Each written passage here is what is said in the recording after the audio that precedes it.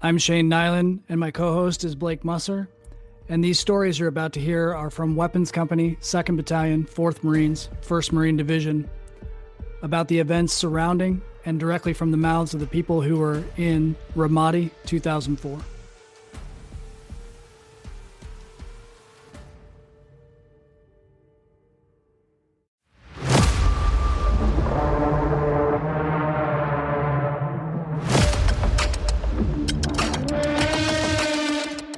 All right, man. Let's tell everybody who you are. So I'm Lance Corporal Ruben Ventocilla. I was with Ringmaker Sledgehammer back in 2004 in Ramadi. Maybe I'll start with a funny story. Sure. And this is like, I know some folks have talked about kind of what we did, the training, the workup to go to Ramadi. Oh, yeah. Mm-hmm. This is more regarding around once we got to New Jersey, because it was my first time in the snow, pretty much. Sure. I didn't know what black ice was. So I recall myself and Worth, like, I can't exactly remember what we were doing. I think it might have been like either going to the Chaho or PX, and we're walking in parallel, right? And I see him like take a side step and keep walking, and I'm just like, whatever, I keep walking. And then next thing I notice, I'm like falling down. So I have to like tuck in the chin, do a combat fall. And I see Worth, and he's just like busting his ass laughing. And like, I didn't know, but I had stepped on black ice. And it was like my first time. So, I didn't know what it was. That's hilarious. I like that you had to deploy to Iraq to discover black ice and snow. That's awesome. Yes. Me being from California, it was like a new experience. So being in that snowy environment, doing all of those PT drills, I think it was good. Nice. But yeah, I mean, it wasn't so funny for me because I was like on my ass, but yeah, well, yeah, it's funny 20 years later anyway. Right. If I remember correctly, you guys had a pretty good sized snowball fight too, right? 81s did? Yeah, we did. Did you participate in the snowball fight, Ruben?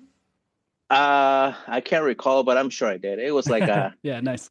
Whatchamacallit, like a group effort, Yeah, if one absolutely. got in, everybody joined in. So nice. So kind of dialing a little bit before getting to New Jersey when our plane broke down, did you do any special spin ups coming onto the did you do any division schools, or did you just go to March and stuff like that? yeah, I think I just did the usual, just went to March. I recall like gunning hierarchies training. I actually recall one of his trainings. I don't know where we were at, but like we were like practicing reloading, like. Mhm. But the way he showed it, it was like very specific. Like you had to like take out a magazine, like put it in your side pouch, and like it was like very tactical.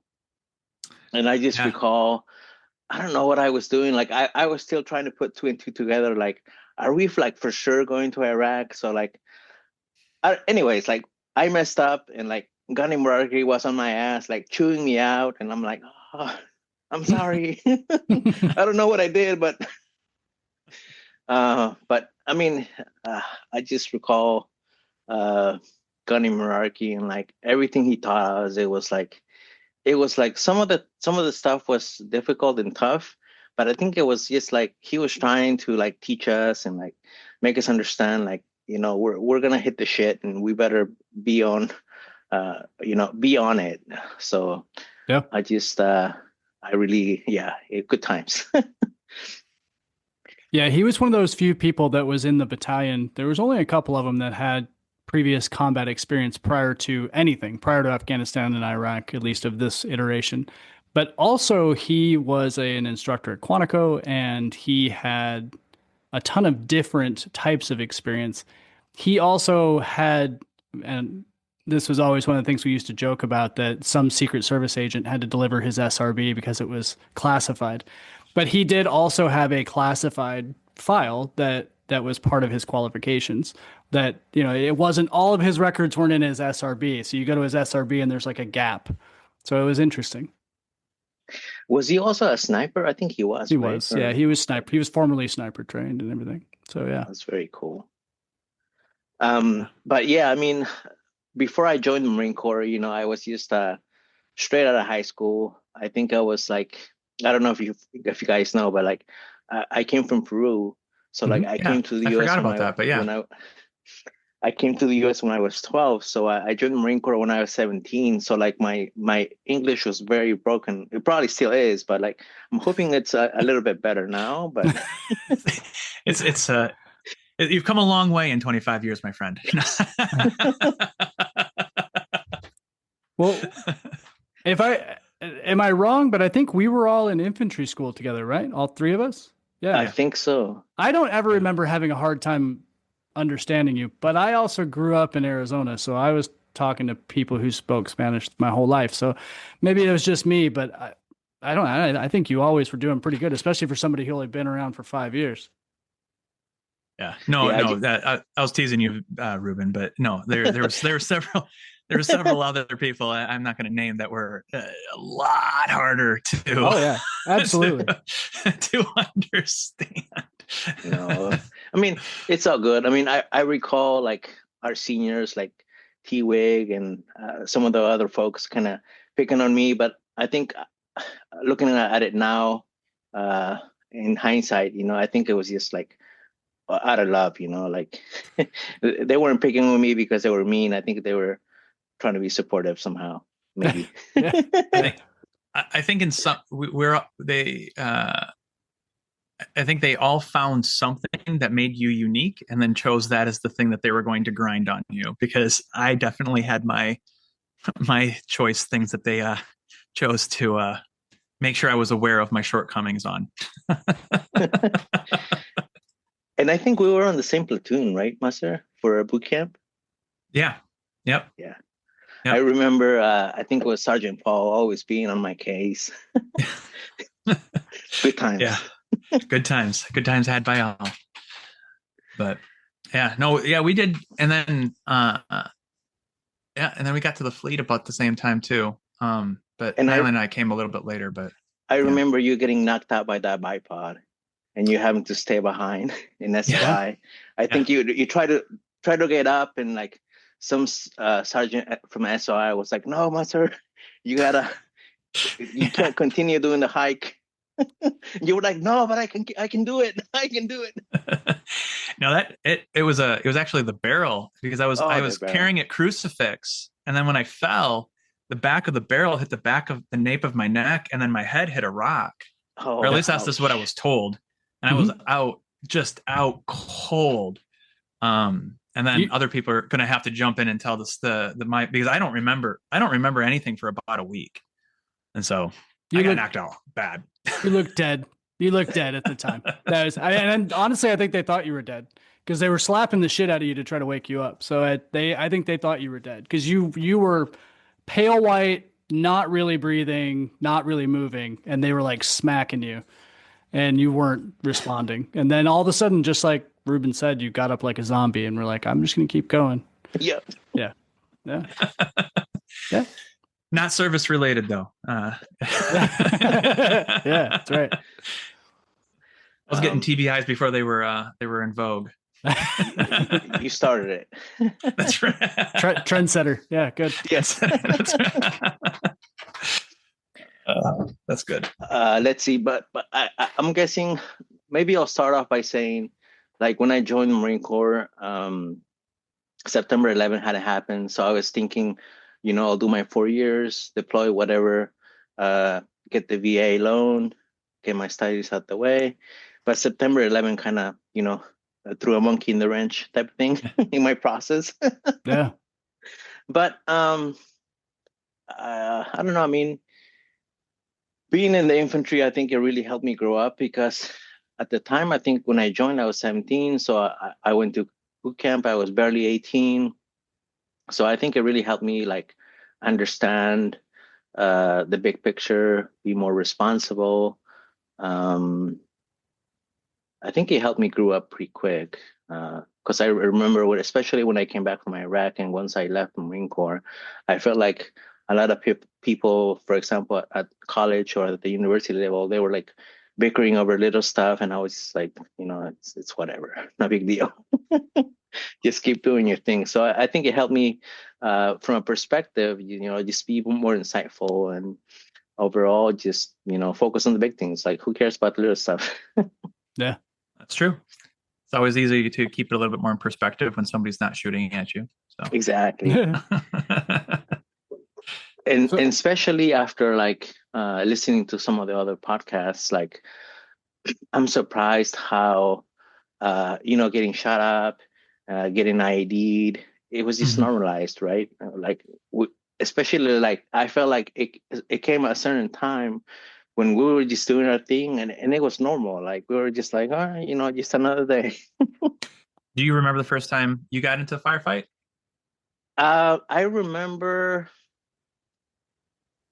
I think it was when Worth got IED'd. Okay. I remember like, and I was telling this to Worth when we got back. I was like, Worth, I know you got IED'd and it was weird, but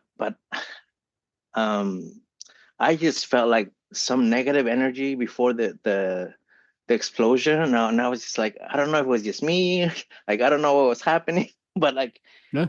it wasn't right because like there was nobody around, and you see like, I don't know if it was like a bicycle or like whatever it was on the side. Yeah, and blue then, bike. And then the explosion goes off, and like I just remember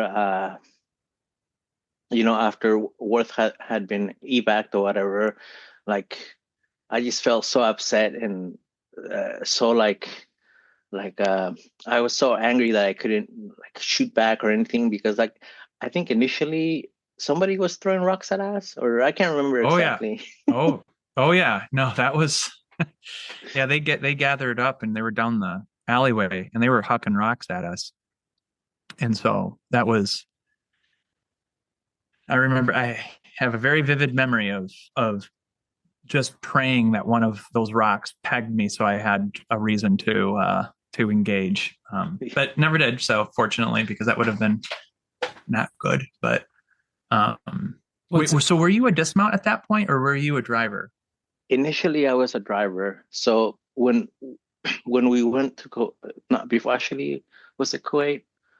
Yeah, because we flew in, we got into Kuwait, and then another funny story. Before we drove up to Ramadi, I remember chatting with Savage. He was like, "Hey, Ventocilla, like I need you to set up these." Because remember in the highbacks we had this wooden structure where we would like sit on, and we would put like coolers or whatever underneath it.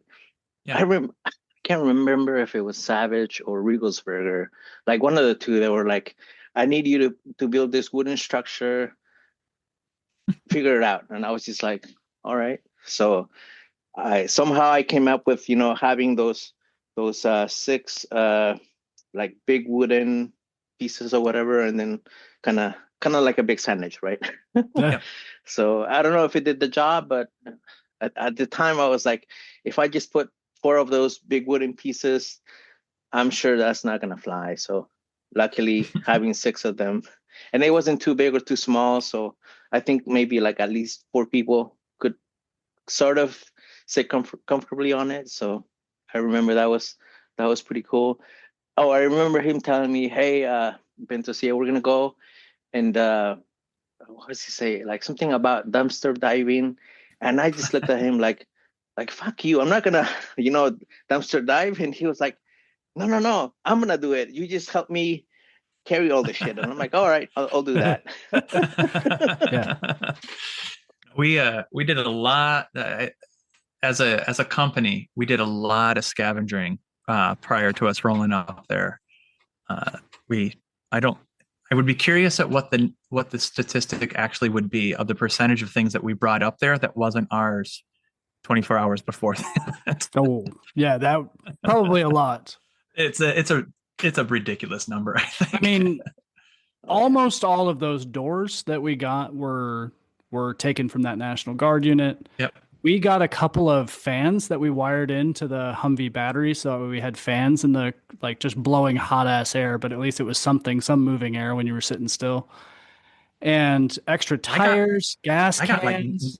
I had got like 9 tires and Yeah. a bunch of jerry cans. Yeah, lots of toe straps. We had one actual tow bar that we had taken. Nice. And yeah, it's just so much stuff like that. A lot of extra batteries. I remember a lot of extra batteries. I want to say it was one of the comm guys got like cases of batteries and he hid them under his rack. He had them the whole deployment. He would just dole them out like 2 at a time as you needed for the radios. That's awesome. Yeah. And then let me think. So I remember I drove up to Hurricane Point. Who were you with? Fernandez was my A driver. And I recall like after a while needing to take a piss and I was like, Fernandez, do you have a bottle? I need to go. And he was like, luckily either he had a Gatorade bottle or something. And he was like, here, go to town. So I just kind of did my thing on the side and he kind of had to jump over and like grab the steering wheel. And I was just like focused on doing my business. Yeah. I'll freely admit I was a driver on the way up, and I did not navigate that very successfully. That's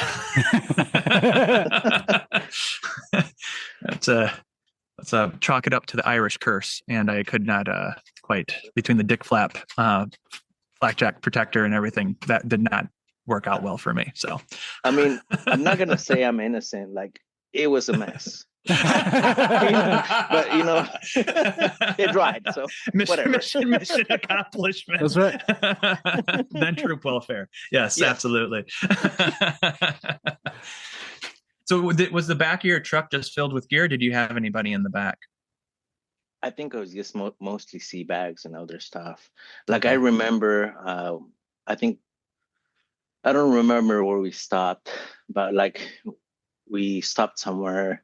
And like I recall Mater and like I don't know who else. Like we kind of went on a scavenger hunt and like gathered some stuff from like some army folks. I think they had like some of those portable chairs, and I was like, oh, I think I can. I need this more than they do. So there were several of us that had that liberated some chairs from that unit. Yeah. Because I know somebody that also got like a Pioneer gear set from them too. We had those 3 red toolboxes that were full of tools. That was my platoon that liberated it from that that same army convoy. We found their mechanics truck and we were like, you have 6, you now have 3. We have 3, and we repaired everything. We repaired the showers. We repaired everything on the whole deployment with those tools. So, which is great. That's awesome. Yeah. We needed it more than they did, right? We absolutely did. We're the Marine Corps. We don't get shit. That's right. Yeah. Our budget is quite lacking, so that's right. We do what we can. That's right. That's right. So what do you remember of coming into Ramadi for the first time? Coming into Ramadi, like I don't remember any of the left seat, right seat. I just remember showing up, and then I think somebody did some sort of like improvement to our hooches because initially it was just a mess. I can't remember if it was McNunn or somebody else, but somebody did something. And I remember especially like when we first got there, we had those really crappy metal bunk beds. And then I remember because I went to the gym and like did all this other stuff, I saw that we had some really good, well, I wouldn't say good, but they were better than when we had like the black bunk beds, not bunk beds, but it was still metal, but it just looked a little better. So like I don't know if I started the trend, but like I got one of those bunk beds, and like little by little, I think I got Man and Escalante into it, and I think we just grabbed everything we could, and because I don't know if you recall, Master, but at the end I think we had two bunk beds, like the old crappy one, the original one, and like Hmm.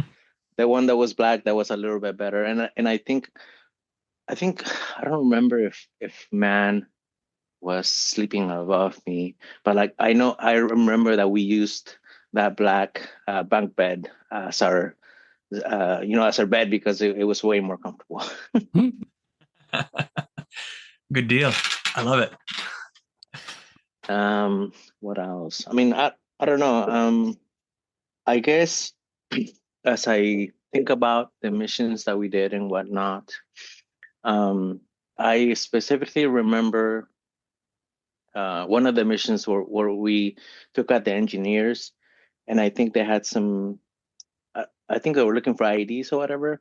But I remember there was like a trail, but it was quite high. It was like 6 or 7 feet up high, and Hmm. there was like I don't know exactly what the name of it was um, called. Anyways, so they were doing their thing. I remember um, we were doing the security, so we were walking alongside with them. And then I remember Captain Weiler was maybe 30, 40 feet ahead of me. And I just remember just doing whatever he was doing. Like initially, he was like uh, walking very close to the engineers. So I did the same thing. And then I noticed that he came down the road and got away from like the main trail. I followed him, and then like before I know it, the big IED went off, and I was like, oh my gosh, like I'm so glad I followed Captain Weiler's path, because like otherwise I would have been Right. Yeah. another casualty. So I remember the explosion was quite big. Yeah. Yeah. If Yeah. I was guessing, I imagine you're referring to the engineers that were on the Habanilla Dam, which was like May 29th-ish, because it was my platoon and your platoon, Sledgehammer, that were out there, and the XO was out there, and the CO was out there, and Yep. yeah, that was an interesting operation in that we none of us wanted to do it. We all thought it was a bad idea, but it came from higher up command than us, and the engineers were clearing that dam with handheld uh, metal That'll- detectors. Yeah, so that was that was what happened. But those two guys that got wounded in that explosion, they did live. So Yeah, thank God, because oh my gosh, it wasn't a nice sight, you know. Yeah. agreed. Do you have other memories of any of those other sweeps that did? And I mean, we did a lot of ordering and searches and kicking down doors and stuff like that. Any pop in your head? I think it's all a blur. Like I remember in particular, um, I remember when Worth got hit. I remember the April dates. I think we were stuck on Camp Guard. Yep. So I think one of the last days we went out and did like we were part of the cordon security outfit. So we were kind of doing our thing. Um, what else? I remember just getting IED'd. Uh, and I don't know, maybe we didn't have, I mean, I know we didn't have the right gear for it. And it's kind of nuts that we went out in high bags, you know. I think we were like getting targeted just because there's lack of shields or whatever. What else? It's funny you say that because I remember rolling up to, for example, I remember going to Blue Diamond and seeing the Humvees they had. They had additional armor panels that were strapped on with cloth straps on the outside of the doors. And I remember seeing people in the turrets with, it almost looked like medieval battle armor, but it was made out of like layers of Kevlar. And like we would point and laugh at them and be like, what the fuck are you doing? And I'm sure what's funny is I'm sure they were doing the same thing as like, what are you doing? You're bare meat out there waiting to get blown up. So it's an interesting contrast, especially since mid deployment, we started getting much more armor and many more armored assets, which may or may not have been helpful, but they seem to be helpful since the biggest threat was IEDs. Yeah, I recall like initially I was a driver, and then I can't remember at what point I was part of the dismount, and we got one of those up armored Humvees. So I just felt a little bit safer because those, we had those very thick doors, and it was just like getting a workout, just opening the doors. So that was pretty sweet. Did you feel like you had at least on from my memory of it all, we didn't necessarily have solid continuous teams, like you kind of got moved around a lot, but did you feel like you had a group that you were rolling out with most of the time? Did you have a battle buddy as such? To be honest, I think I was part of the third vehicle when I was driving. I think Wade was my A driver. I can't recall who was in the back, if I'm being quite honest. I do remember that Stateman was the driver for vehicle 2. I remember McLeod was a part of the dismount. Rocha, I don't know if it was Wizdak. But yeah, I mean, once I became part of the dismount team, I can't. I'll be lying if I told you, oh yeah, I rode with with such and such, because I don't remember. As I've had these conversations with Nyland and the other teams, I think even Rainmaker was a little bit different, but my memory is that we switched it up a lot. I remember having quite a few different drivers. I remember having quite a few different gunners. The teams rolled out differently. I think towards the end, I think it got a little bit more set, a little bit more, but not by a whole lot, because I have pictures even of being with different people all the fucking time. So yeah, I mean, my memory gets a little bit foggy. Like I do like one of the last things I do remember is like going out and doing this night mission, and then I can't remember if it was like Escobar or like who I was talking to, but like I remember I thought it was a little kid that threw a tomato at the Humvee, and like it hit me on the side of the head, like right above my ear. And like once we came back from the mission, I realized that it wasn't a tomato. It was like, I don't know if it was like a bee or a wasp, but like I remember like taking out a big old like stung thing. Jeez. It was so painful.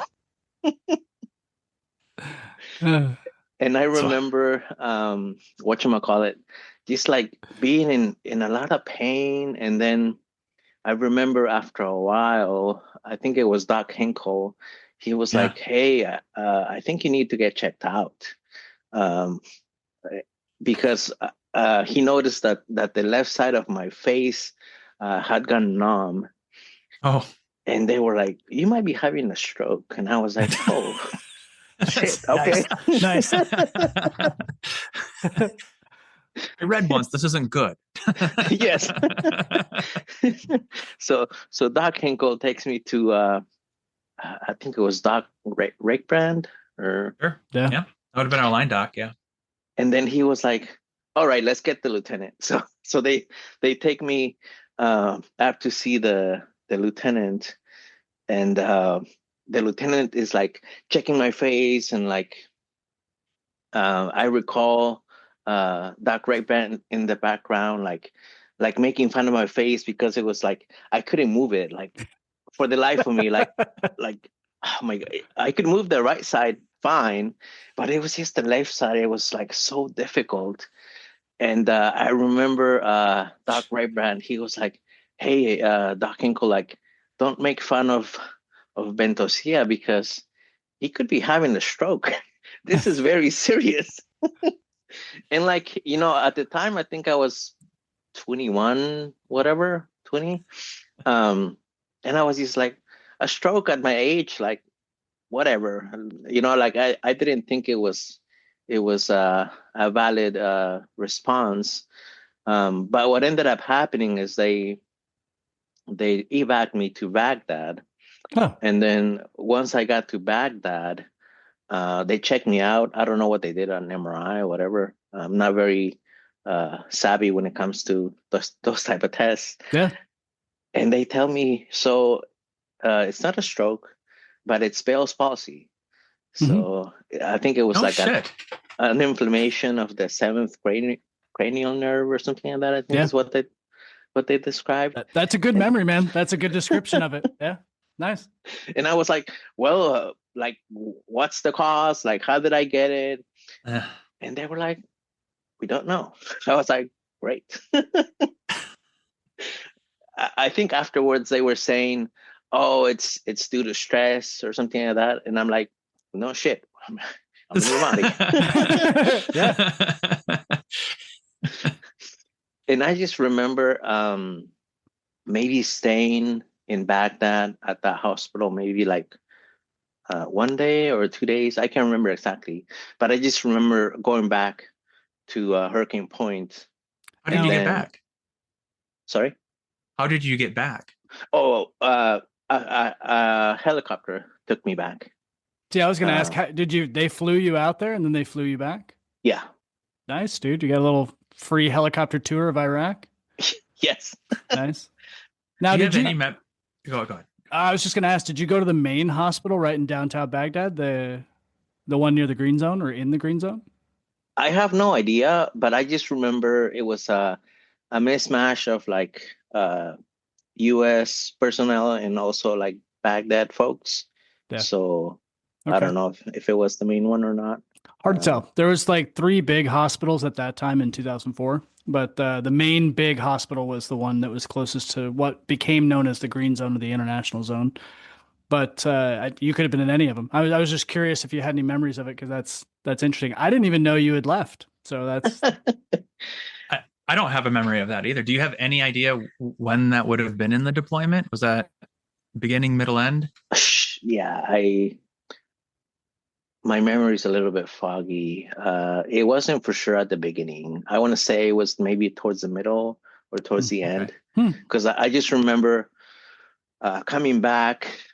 I think I had they told me to take it easy for a couple of days.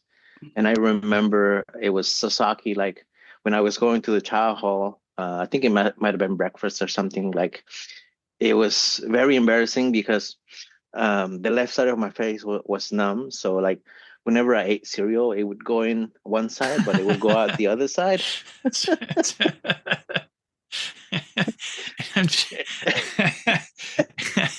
And Sakaki just came up to me and he was like very concerned, and I kind of told him, it's Bell's palsy, They told me it will go away.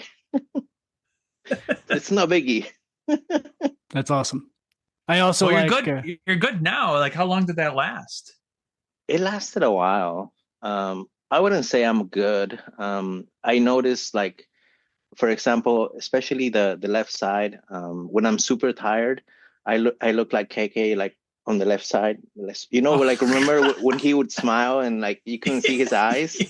Yeah. That's awesome. That's all. But at least the right side is good, so. Sure. Oh, shit. But yeah, good times. Yeah. Unfortunately, I don't remember exactly when it happened. And now looking at it, hindsight, I wish I would have kept a journal or like some sort of note. Yeah, no, I tried a couple times and it was several failed attempts, but it is what it is. That's what this is for, right? Exactly. That's right. Yeah. Better late than never. exactly. Because like to me, I I just took it one day at a time. I was just like, Sure. no, don't focus too much about what's gonna happen in 2, 3 months. Just focus about today. Do your thing. Go from there. I do remember when we were back in the hooches, um, going to that crappy washing machine, and like it seemed like whenever I would go, Kuroda would always go with me. So it was cool just to kind of shoot the shit and kind of grab some smokes. Hmm. But I do remember I spent a lot of my time watching those Haji series or whatever. I remember The Yes. Shield was Yeah. was big. So I remember watching that a lot, spending a lot of time on the smoke pit. I remember that before Iraq, I wasn't a smoker. And then I think I smoked like a pack a day, maybe a couple a day. Yeah. Sure. Yeah. Yeah. Common story. Yeah. Yeah. I remember, I don't know if it was Wade or somebody that was trying to get me into dipping, but I thought Copenhagen was a little bit too harsh for me. But I appreciate that. So you watched so back in the hooch, you were mostly a I remember you playing cards too. I remember Sometimes, or did you not play that often? I just have a memory of you playing a couple times, at maybe least with maybe me. But maybe every now and then I would. I just remember it was Henkel, Wade, McLeod, and somebody else that would always play yeah, blackjack. Maybe it was that 3-5 corporal that joined us yeah, afterwards.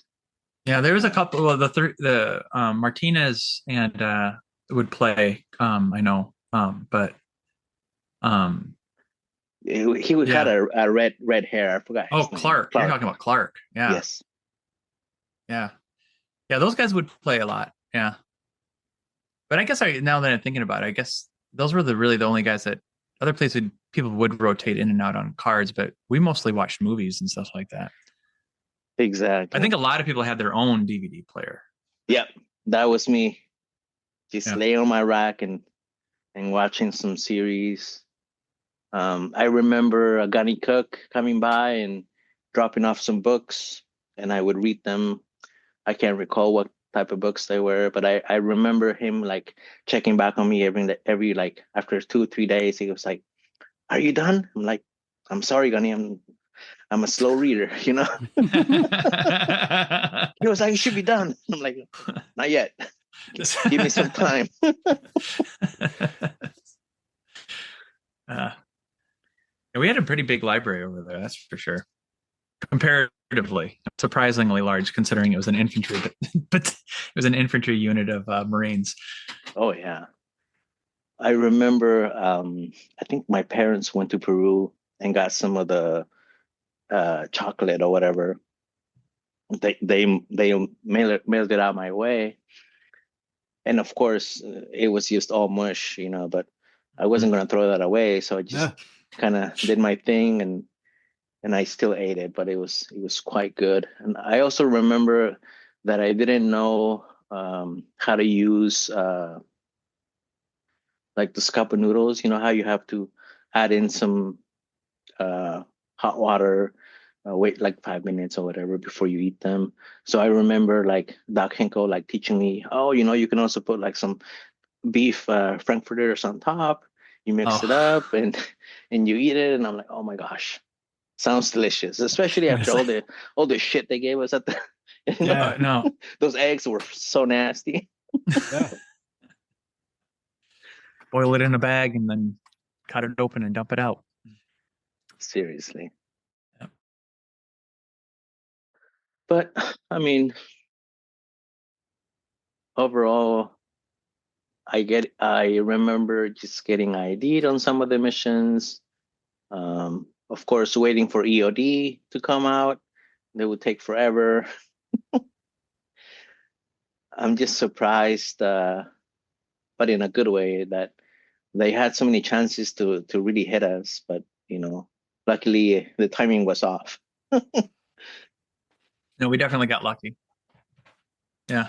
especially as we were figuring it out. I mean, there was a lot of times that we were standing around in a pretty big gaggle where if they wanted to put some effective fire on us, they would have taken out quite a few of us. But Exactly. Like I remember because initially I was a driver, I was always stuck with the vehicle, and then I was always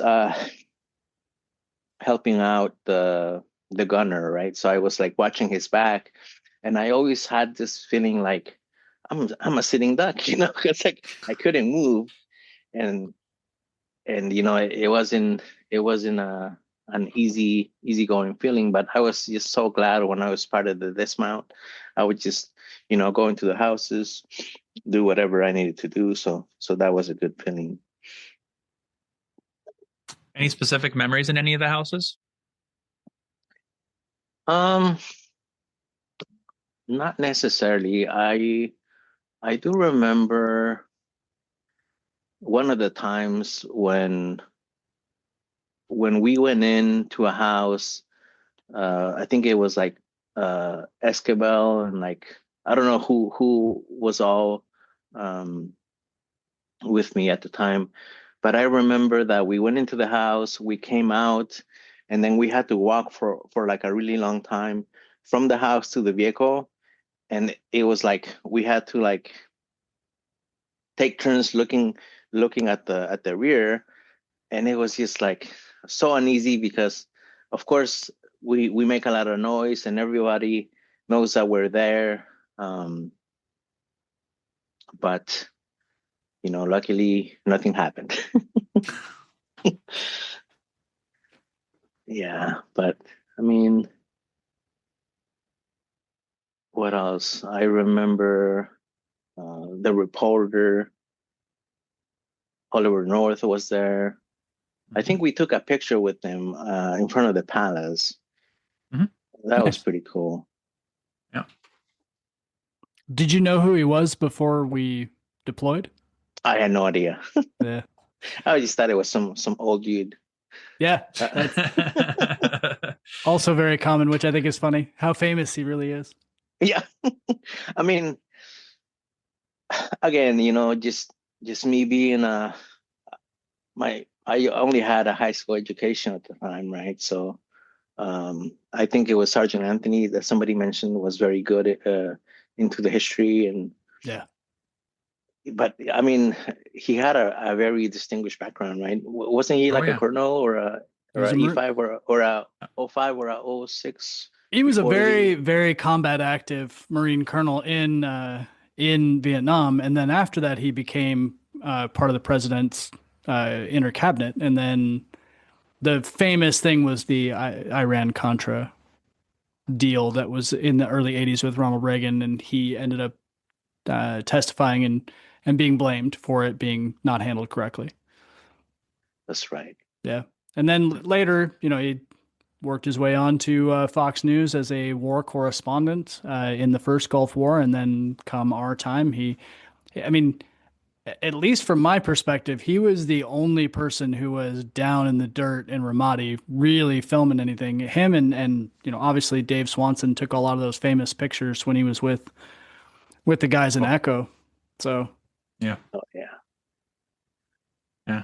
We had a lot of other, and I know that the other platoons rolled out, but I don't know. I don't know if it's just my perspective, but I feel like we escorted a lot of reporters and high profile people. Just feel like they were with us a lot, doing kind of odd missions. So I don't know if that was just me or feeling that way, or if it really was that Sledgehammer tended to get the we Yeah. reporters. But I feel like, I swear to God, we had a reporter every other week in one of our trucks. Yeah, I feel like after talking to you guys, we did not take that many people like that. We did pick people up from other camps and bring them back. And we did a lot of long distance runs. Like, for example, we went all the way to Fallujah. We did a bunch of weird long distance crap all the time where we would pick up items and pick up different things and different people. But Sure. never anything like that. No high value stuff, no tourist activity. You guys got to do all the tourist stuff. Yay. Yeah. The XO reminded me that we ran out to we were the ones that escorted him out for the service for the pilot that got shot down, Cookie, his call sign. Right. And we got hit on we got hit so many times with IEDs on that trip. But anyways. I do remember the trade that Gunny Cook did. I think he traded 4 high backs, and we got like, I don't know how many those up armored vehicles. This might have been also with when some of the 51s came to our platoon, or it might have been a separate instance. But I just thought it was great. You know, he gives up 1 high back, and we get like 2 of those up armored Humvees. So, I mean, now in hindsight, it makes sense, right? Because you can only fit 5 people versus a high back, maybe right. 9 to 10. So I thought that was pretty cool. But I just remember trying to adapt. I think always being ready to do, because it was just maybe my take, but like sometimes I felt like we were told, hey, you're gonna do A, and then we would go out, and then we would do something completely different. So just always being ready to change whatever we needed to do, I think was important. I remember getting a bunch of mortars, right, getting shot at us. I can remember like one of them, some gas kind of leaked out. Oh yeah. And like a lot of people were freaking out, and I was just like, you know, if it's your time, it's your time. You know, it doesn't matter if you run. Well, there's a little bit of background on that. So that particular gas shell attack you're talking about was June 8th. I have that down in my notes. Prior to that, I think it was probably May 21st ish. It was in the later part of May. There was a sarin gas shell that was detonated as part of an IED on an army convoy, and not far from Ramadi. And so I think it was my platoon and maybe your platoon, I don't remember. 2 platoons were going out to, like, we went out and grabbed all the mop suits and everything and put them in the back of the trucks, and we're driving as fast as we could to go out there. And we never made it out there. We got turned around, but we drove forever to try to get there with the understanding that was called over the radio, like, this is an active chemical weapon. Oh, wow. And so, I mean, just a few weeks later, right? 2-3 weeks later, all of a sudden we have gas that's hitting the palace and hit right next to your guy's hooch. And it ended up being CS gas. And so everybody was like, whatever, I've been to the gas chamber. That doesn't even bother me. But it, you know, it's terrifying to think that, you know, had they found sarin shells, we could have been sarin gassed just as easily. That's true. Yeah. Yeah. Oh. And I don't remember when, and I don't know if this was at the same time, but we got sent out on a mission where they thought that they had a location of where some chemical weapons were. Mm-hmm. And that was north of our AO. And we went out. It wasn't that far, but I remember it took us a minute to get out there. Yeah. We didn't find anything. But yeah. What else? I remember there was a big shuffle between one of the sergeants, I think, was with us, and it might have been other people. That I don't know if this was before we got the 3-5 folks or afterwards, but I remember him being taken off, and I don't know if he went to Echo Company or Gulf Company, but like the line companies needed the bodies, right? So I remember that was like a reshuffle that we did.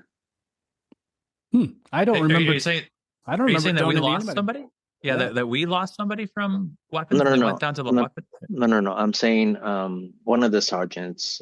It wasn't Escobar, but like somebody that we got left to join one of the line companies. I don't know if it was like Echo or Golf. It was just like a reshuffle. I don't know if you recall. I don't remember this at all. No. What was that guy's name that that Sakaki was talking about that didn't want to go outside the wire?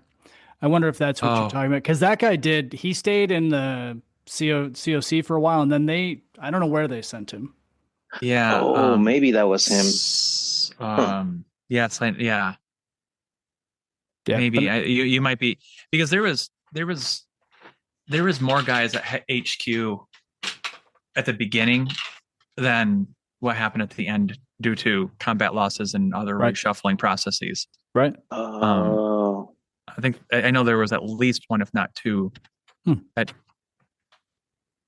That's good I memory, can't man, remember. because I don't, Yeah, I don't remember that at all. But that doesn't okay. surprise me, because we did have this particular individual who I never talked to. He got relocated because he did not want to go outside the wire with weapons company. So, Oh, gotcha. Because I remember like after he left Sledgehammer, like we would still do our missions, and like he would be like out doing his thing with like this other line company. So oh, crazy. Huh. interesting. Yeah. yeah. I don't remember this at all. So that's I'll be definitely trying to figure that one Yeah. out now. Yeah, I don't want to drop any names, but yeah, we can exchange details afterwards. Yeah, Yeah, sounds perfect. good. Yeah, please do.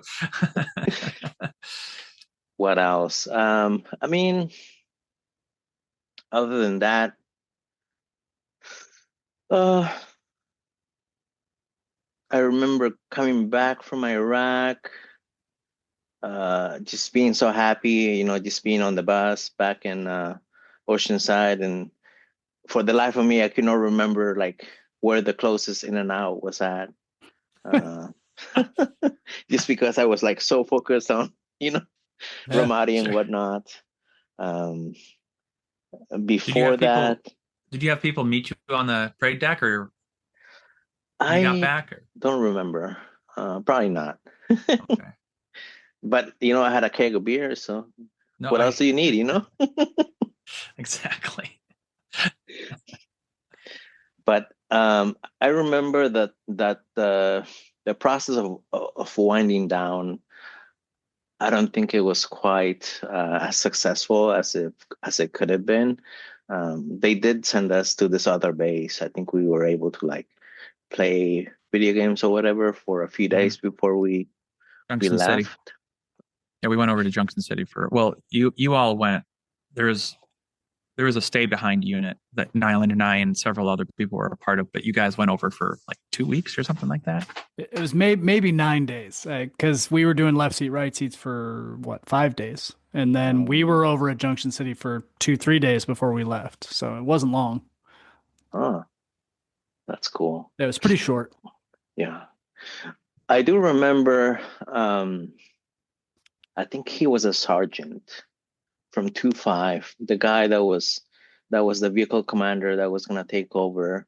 And I remember shooting the shit with him, and then going through all of this, going back to the States and meeting up with him maybe like 4 or 5 weeks after we had spoken in Ramadi.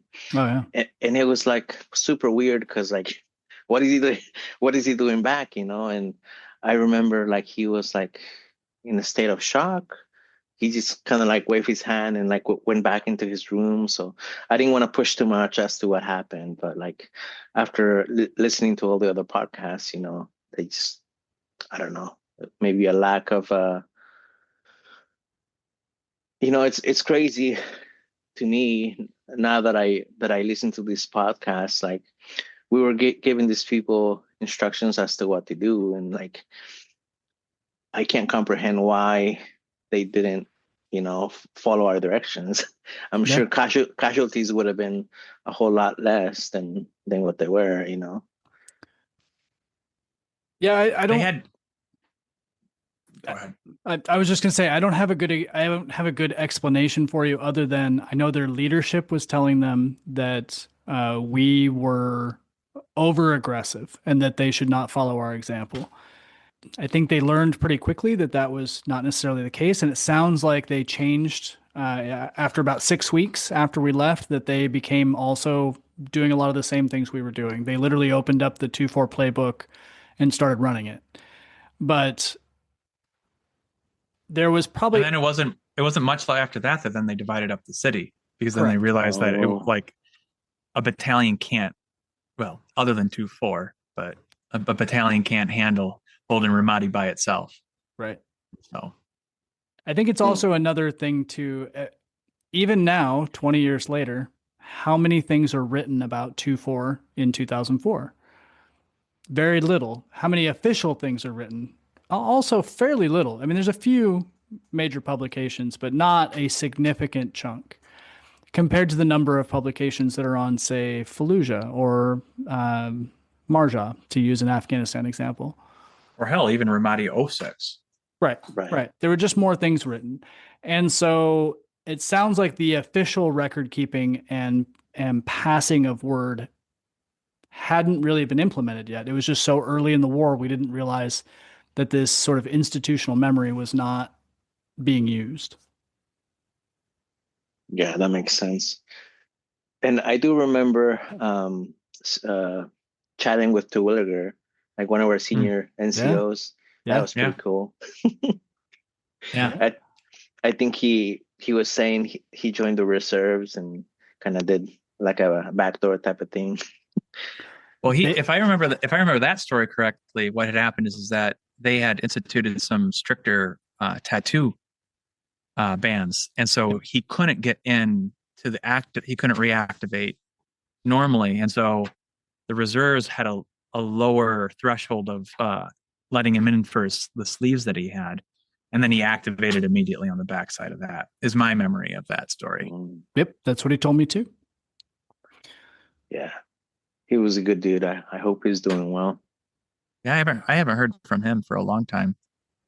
I've said this before. I'm still friends with Mark Shot pretty closely, and he ended up going to a reserve unit so he could then deploy later, because he wanted to get in on the action. So there was a couple of our senior guys that I think did that.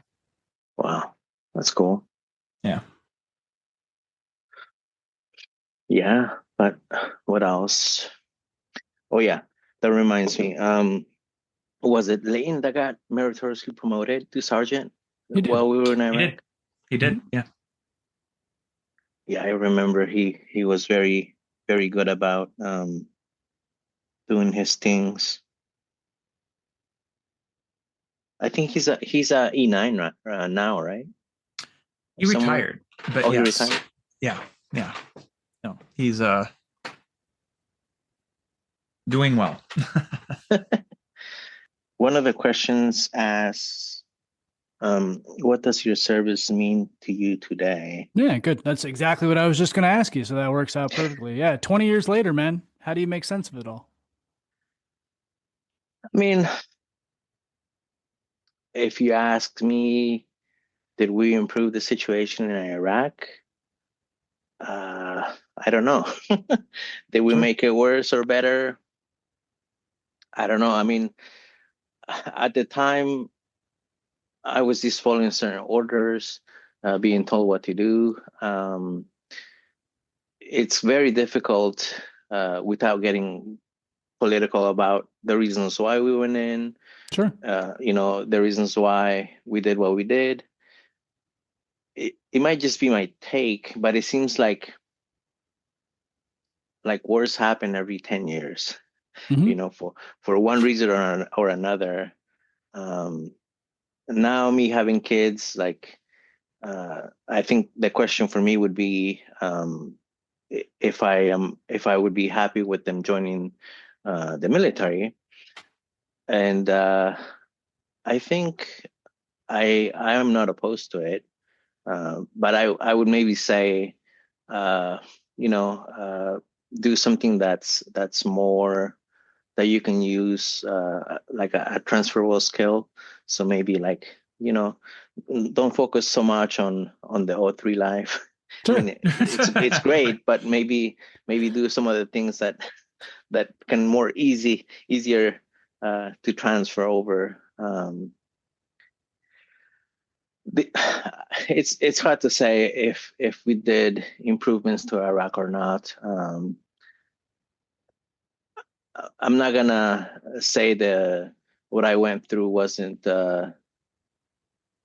was good or bad. I think we did what we were told. I think some